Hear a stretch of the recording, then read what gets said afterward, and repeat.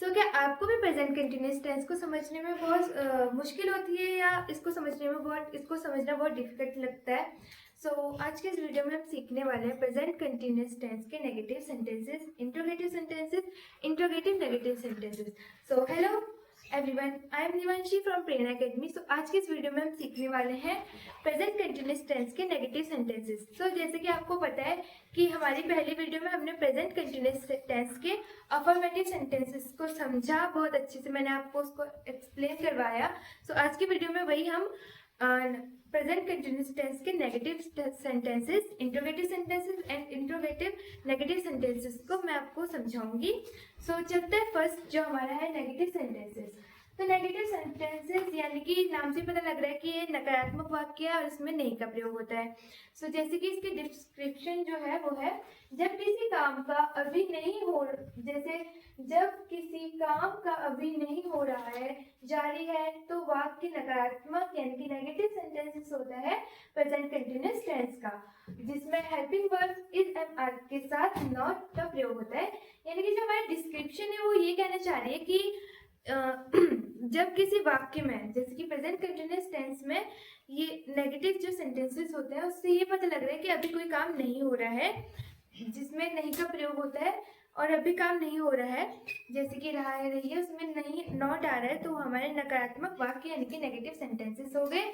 और इसमें helping verb के यूज में आती है इज एम आर, इसके हेल्पिंग वर्ब है, तो इसके हेल्पिंग वर्ब के बाद हम नॉट का प्रयोग करते हैं। जैसे कि अब इसका हम फॉर्मूला देखेंगे सेंटेंसेस को बनाने का। जो हमारा फॉर्मूला है वो है subject plus is am are plus not plus verb की first form plus object. First form को हम बेसिक फॉर्म भी बोलते हैं। जैसे कि हमने डिस्क्रिप्शन यानी कि डेफिनेशन में पढ़ा कि हेल्पिंग वर्ब के बाद नॉट का प्रयोग होता है, जैसे कि वही हमारे फॉर्मूले में भी दिया गया है कि इस एम आर के बाद ही हमारा नॉट आ रहा है। अब इसको मैं आपको एग्जांपल्स के साथ एक्सप्लेन करवाऊंगी। जो हमारा फर्स्ट एग्जांपल है वो ये कह रहा है कि मैं खाना नहीं खा रहा हूँ, I am not eating food. वह क्रिकेट नहीं खेल रही है, she is not playing cricket. लड़के दौड़ नहीं रहे हैं, the boys are not running. तुम पढ़ नहीं रहे हो, यू आर नॉट स्टडी। हम टीवी नहीं देख रहे हैं, we are not watching TV. अभी की जितने भी मैंने एग्जांपल्स पढ़े उन सब में आपने एक चीज देखी होगी कि इसमें एक चीज तो बहुत कॉमन है कि हर हेल्पिंग वर्ब यानी कि एम, इज, आर, जो हमारे सारे हेल्पिंग वर्ब है, इन सब के साथ नॉट का यूज हो रहा है। जो हमारे फॉर्मूले में दिखाया था वही यहाँ पे भी हो रहा है। चलते हैं नेक्स्ट यानी कि हमारे इंट्रोगेटिव सेंटेंसेस में। नाम से पता लग रहा है इंट्रोगेटिव सेंटेंसेस यानी कि इसको हिंदी में हम प्रश्नवाचक शब्द कहते हैं।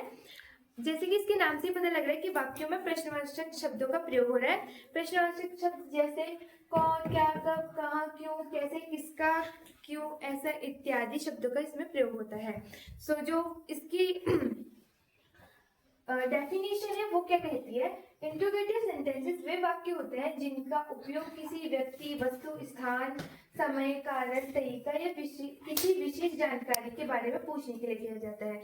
जो हमारी डेफिनेशन है वो क्या कह रही है, वो ये कह रही है कि जो इसमें इंट्रोगेटिव सेंटेंसेस होते हैं उनका जो प्रयोग होता है वो किसी स्थान, नाम, किसी का पता या किसी के बारे में पूछने के लिए इन सब का यूज होता है।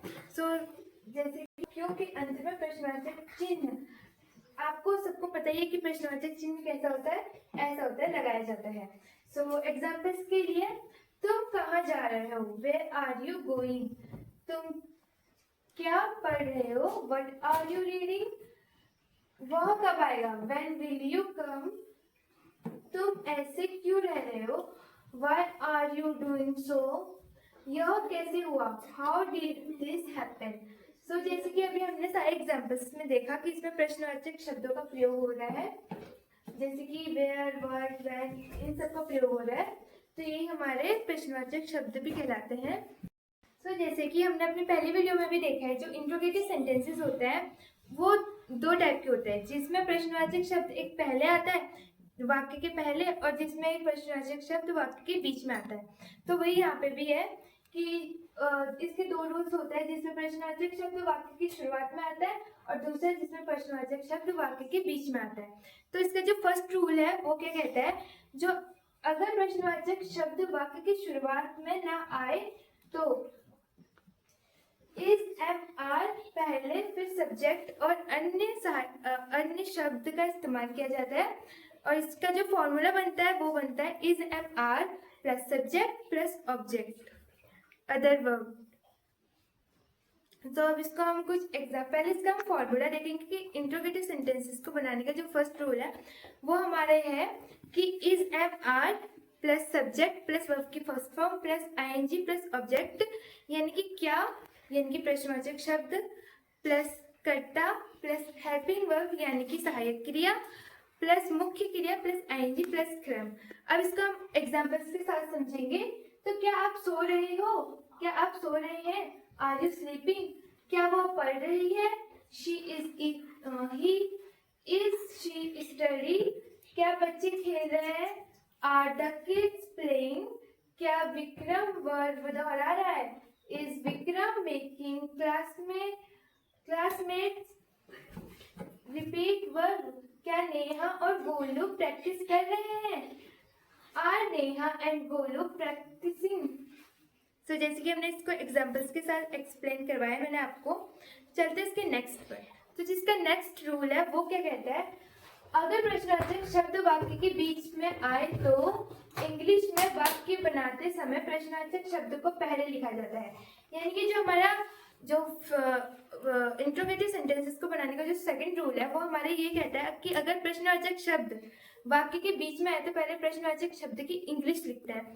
तो वही इसका जो हमारा रूल है इसको बनाने का वो है question word plus is am are plus subject plus verb की first form plus ING plus object. जैसे कि हमने इसके रूल्स में पढ़ा कि जब वाक्य प्रश्नवाचक वाक्य के बीच में आए तो उसकी इंग्लिश पहले लिखते हैं, तो वो ही यहाँ पर है, क्वेश्चन वर्ड पहले आएगा, फिर हेल्पिंग वर्ब आएगी, फिर subject and verb ING object. So इसको हम समझेंगे एग्जांपल्स के साथ। क्या तुम क्या कर रहे हो, अब इसमें प्रश्नवाचक शब्द जो है तो बाद में आ रहा है, तो इसमें पहले हमारा क्वेश्चन वर्ड ऐड होगा। तो व्हाट आर यू डूइंग, तुम क्या कर रहे हो, वेयर इज शी गोइंग, वो कहाँ जा रही है, व्हाट आर यू लाफिंग, तुम क्यों हंस रहे हो, why who are you talking to, तुम किससे बात कर रहे हो, व्हाट आर दे वॉचिंग, वे क्या देख रहे हैं, व्हेन आर वी गोइंग, हम कब जा रहे हैं। तो अभी हमने इन सब में देखा कि जो प्रश्नवाचक वाक्य वो हमारे बीच में आ रहे हैं, इसलिए हमने उनकी इंग्लिश यानी कि क्वेश्चन वर्ड्स ट्रांसलेशन में पहले लिखे हैं। तो चलते हैं नेक्स्ट पर, यानी कि हमारे इंट्रोगेटिव नेगेटिव सेंटेंसेस पर। सो इंट्रोगेटिव नेगेटिव सेंटेंसेस का जो हमारा फर्स्ट रूल है तो वो ये है कि इज एम आर यानी कि हेल्पिंग वर्ब पहले आएगी plus subject plus not plus verb की first form plus ING plus object.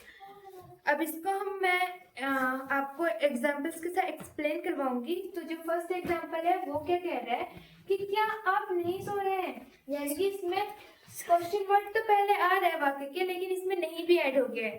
तो ये इसका जो हमारा ट्रांसलेशन करके बनेगा वो है आर यू नॉट स्लीपिंग, क्या वह नहीं पढ़ रही है, he is she not studying, क्या बच्चे नहीं खेल रहे हैं, are the kids not playing, क्या तुम नहीं लिख रहे हो, आर यू नॉट राइटिंग, क्या वे नहीं खाना खा रहे हैं, are they not eating food, क्या हम नहीं जा रहे हैं, आर वी नॉट गोइंग। तो हमने इसमें एक चीज देखी, जो प्रश्नवाचक शब्द है वो वाक्य के पहले में आ रहा है और साथ में नहीं भी आ रहा है, तो हमारे इंट्रोगेटिव नेगेटिव सेंटेंसेस बन गए।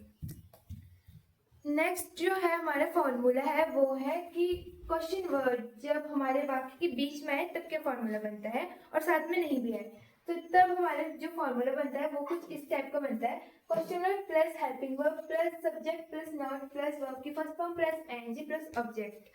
जैसे कि अब हम इसके एग्जांपल्स देखेंगे। तो तुम क्यों नहीं हंस रहे हो, why are you not laughing, Why is she not studying, वह क्यों नहीं पढ़ रही है, Are the boys not playing in the ground, क्या लड़के मैदान में नहीं खेल रहे हैं। अब इसमें हमने क्या देखा कि जो हमारा प्रश्नवाचक शब्द है वो वाक्य के बीच में आ रहा है, इसमें पहले आ गया है, लेकिन जो वाक्य प्रश्नवाचक शब्द है वो हमारा वाक्य के बीच में आ रहा है। सो इसलिए जो हमारे क्वेश्चन वर्ड होगा वो पहले आ जाएगा, और साथ में नहीं भी आ रहा है तो जो सब्जेक्ट के बाद है वो हमारा नॉट लगेगा। सो जैसे कि हमने अभी ये सारे एग्जाम्पल्स समझ लिए। So thank you so much video में लास्ट तक बने रहने के लिए। आज की वीडियो में मैंने आपको प्रेजेंट कंटिन्यूअस टेंस के नेगेटिव, इंट्रोगेटिव नेगेटिव सेंटेंसेस को बहुत इजीली, बहुत आसानी एंड बहुत फास्टली समझाया। आशा करती हूँ कि आपको सारे सेंटेंसेस समझ में आए होंगे।